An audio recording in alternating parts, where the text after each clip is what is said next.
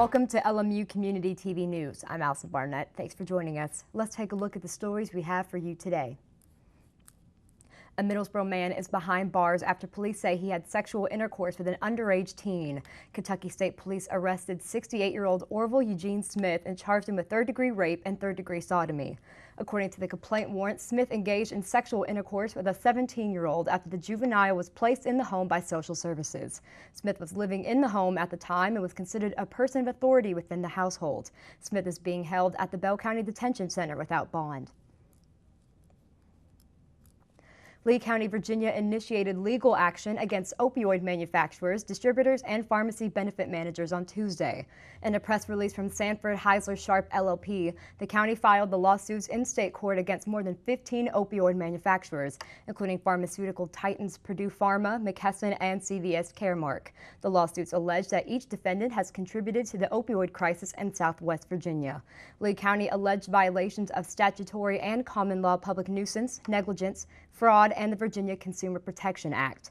The county is alleging that nearly 20 companies have violated these laws. The city of Norton also joined the lawsuit. Kevin Sharp of Sanford Heisler Sharp said, "We are pleased to represent Lee County and Norton as they seek to hold the defendants accountable for their reprehensible actions and recover the funds the community has spent to address the impact of the opioid crisis." The rate of overdose deaths in Lee County has steadily risen from 8 to 9.9 per 100,000 in 1999 to 28 to 29.9 deaths per 100,000 in 2016. The county is being represented in the lawsuit by Sanford Heisler Sharp, Kaufman & Canolis, and the Sakala law firm. Candidates running for Bell County Jailer got one last chance to let their voices be heard when WRIL hosted a debate at the Bell Theater on Tuesday. Republican incumbent Gary Ferguson and Democrat Larry McAuliffe traded ideas on escapes, the drug problem in the county, and how to fix the capacity issue at the detention center. Each candidate had 5 minutes to express their ideas to those in attendance. During the debate, both candidates explained why they are uniquely qualified for the office of jailer. Mr. Ferguson, what improvements have been made to the jail? Well, we've installed security lighting around the perimeter of the facility. We have fixed up on the inside of the facility now where all of the hot and cold water is working properly, all the water pressures. These are things that, no one really looks at. The cosmetics is one thing on the outside, but a lot of the inner work is on the inside of the facility. We have just ordered 40 new, and they're actually 40 new radios. They're being programmed as we speak. Should be able to pick them up as early as tomorrow. So that issue has already been addressed one time, and now it's time to get another round of newer radios. So we've had new radios once already. Now we're in the process of getting another set. And like I said, we'll be pick them up as early as maybe tomorrow. And as far as on the inside, we're changing all of the lighting to LED lighting to save the county and taxpayers, lots of dollars. Mr. McCullough, there are a lot of things that go on at the Bell County Detention Center. A lot of folks are wondering why the third floor has not been opened for usage. If you were jailer, would you find some way of making that happen if indeed it was possible? Well, I don't believe it's impossible, but it would be nearly impossible because it's so outdated. Water lines, electric, still have the old steel bars up there. The county just don't have the money to renovate right now. Thank you, sir. Citizens of Bell County will cast their ballots on November 6th. The Harrogate Board of Mayor and Aldermen drafted an updated agreement between the city and the Claiborne County Sheriff's Office during their meeting on Monday. City Attorney Seth Oakes drafted the document after the board was advised by the Tennessee Municipal League that they needed to update the agreement. The new interlocal agreement releases the city from liability of injuries to inmates that do manual labor for the city. The agreement states any medical treatment for prisoners injured on the job will be the responsibility of the Sheriff's Office.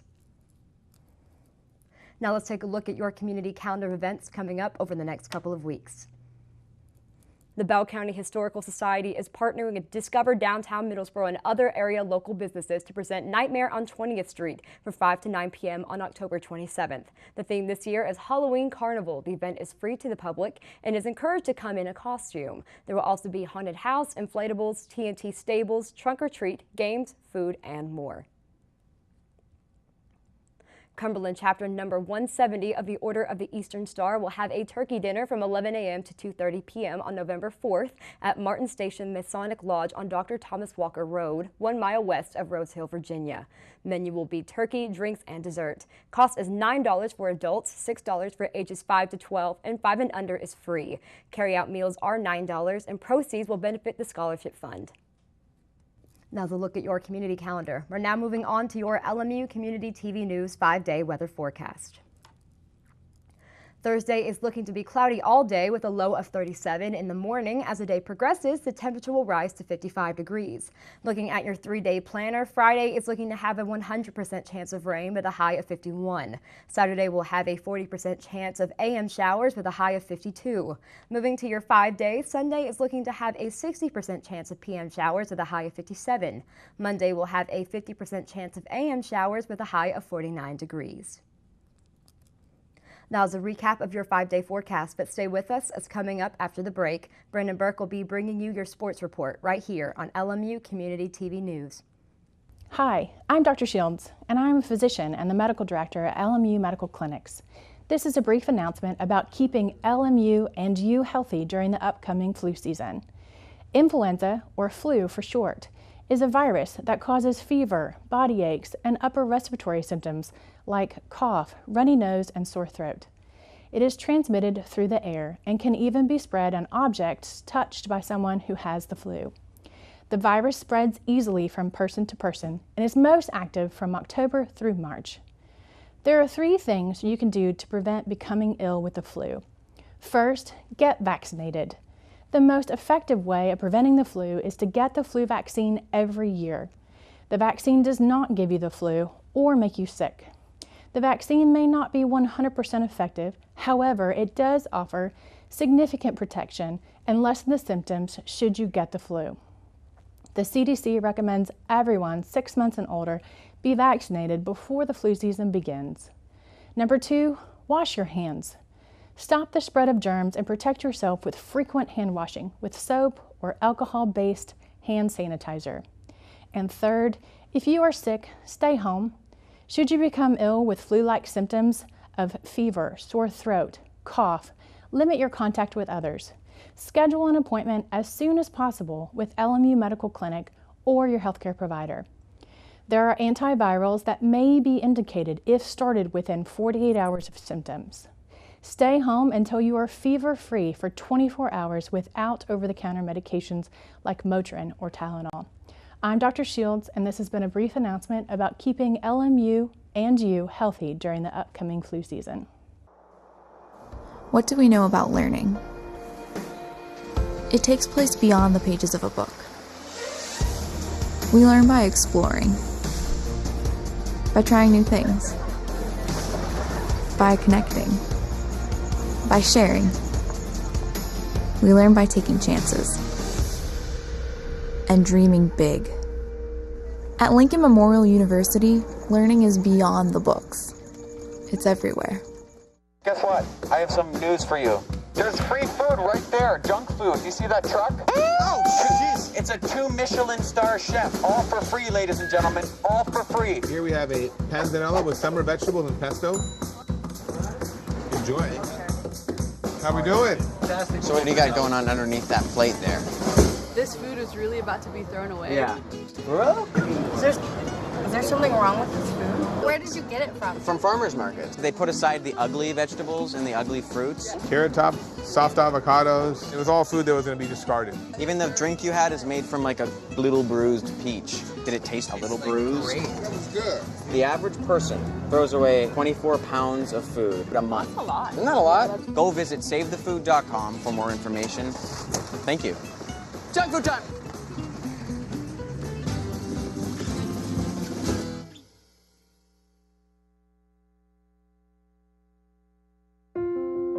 I love taking care of my mom. It wasn't easy at first. She learned how to better communicate her needs. And you learned how to not ignore yours. I discovered how to make healthier meals. And I discovered how much I enjoyed them. Becoming a caregiver is a learning experience for everyone. Find articles, tips, and tools from experts and others who have been in your place. the Caregiving Resource Center at aarp.org/caregiving. Welcome back. After loads of preseason hype thanks to a historic spring performance that included a run to the Elite Eight of the NCAA Championships, Part 1 of the Lincoln Memorial men's golf team season has come to an end, concluding their fall schedule on Monday and Tuesday in Miami, Florida, their second straight trip to the Sunshine State, placing 5th in the Miami Intercollegiate. Through 5 events thus far on the 2018 through 19 campaign, the 16th ranked Rail Splitters have finished no lower than 8th in every tournament they've competed in, cementing their 3rd top 5 placement in Miami with a 25 over par total of 865, reaching a 292 on the final day. Lincoln Memorial ended the 54-hole event 3 shots better than 6th place Hillsdale College, trailing 4th place Columbus State by 7 strokes. Host Nova Southeastern, ranked 14th in the country, took home the tournament title with number 6 St. Leo holding the runner-up spot, as the Rail Splitters were once more led by 2 familiar faces, sophomore Dan Bradbury and senior Sam Broadhurst.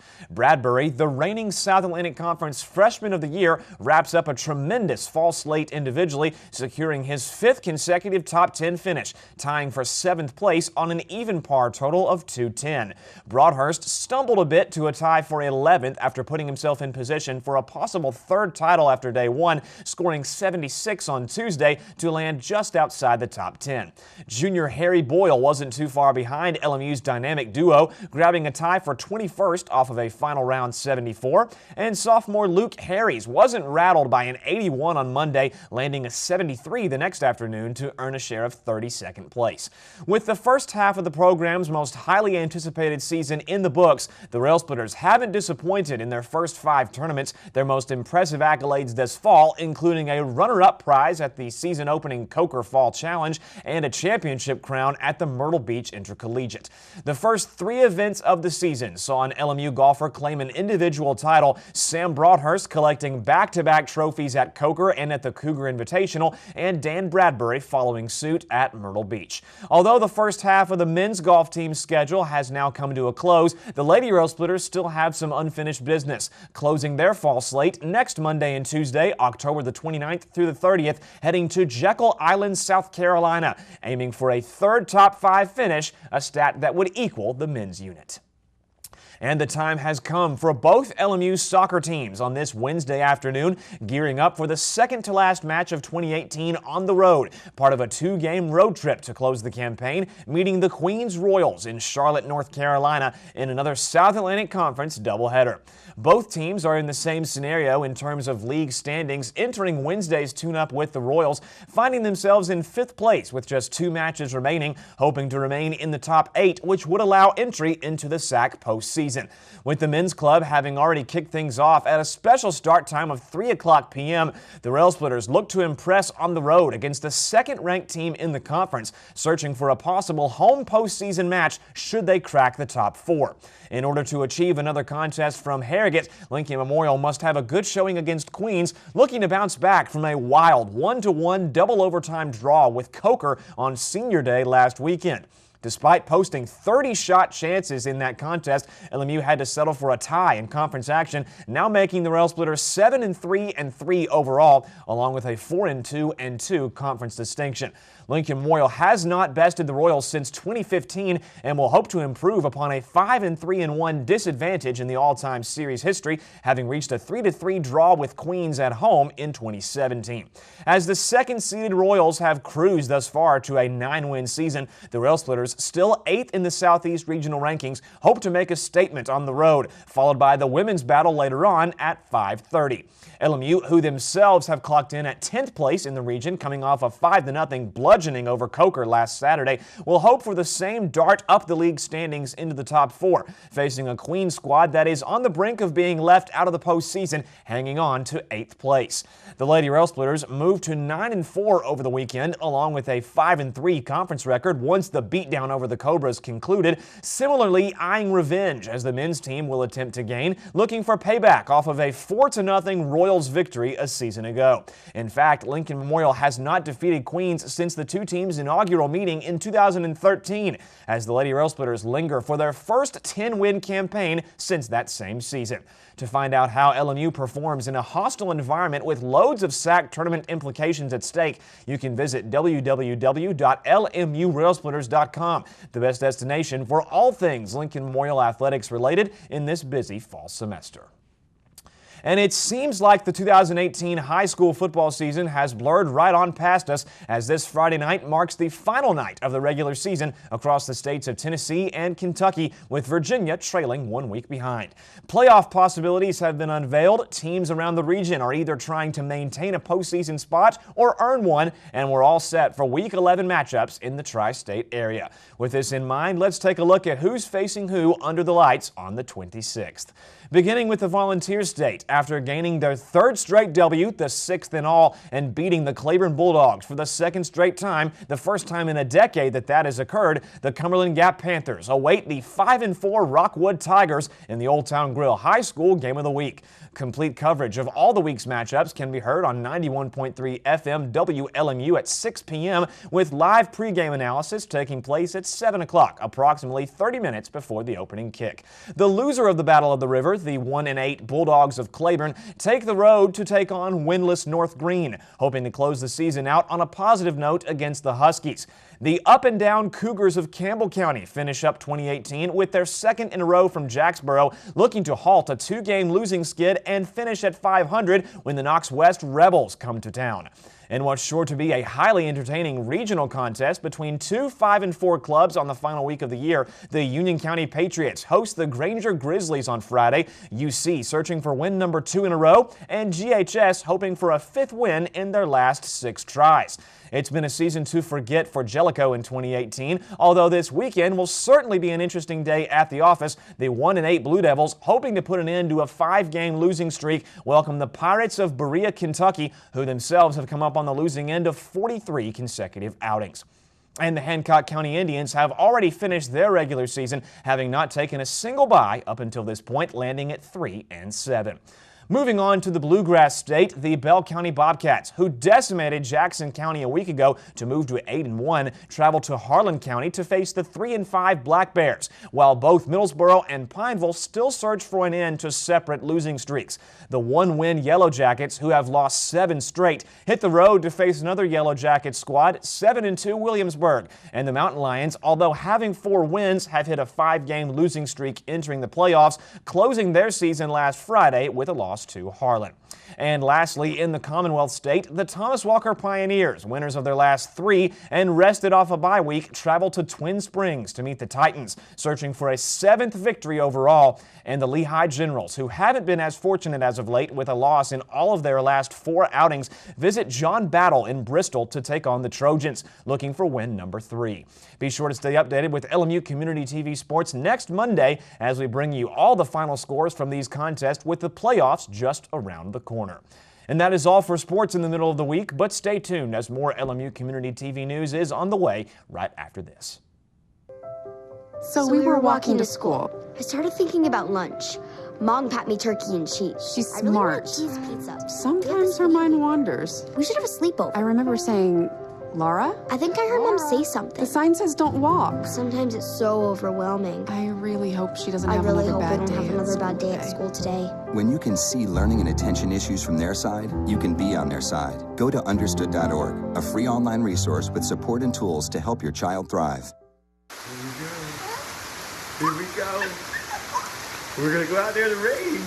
Gonna get wet. All right, here we go.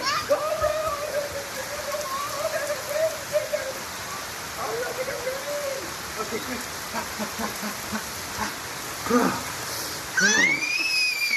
Oh yeah, yes. So much fun. Mwah. We're getting so wet.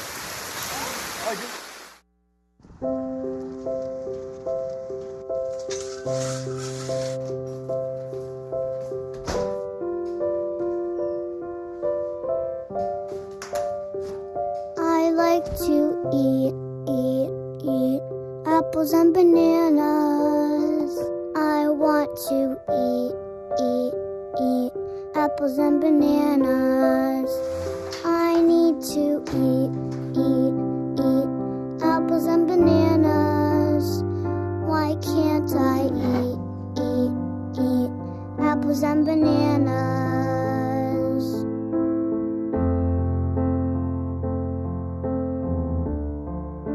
One in 5 children struggles with hunger in America. Support the Feeding America nationwide network of food banks to help provide meals to those in need. Join us at feedingamerica.org. Thanks for watching LMU Community TV News. I'm Alison Barnett, and have a great evening.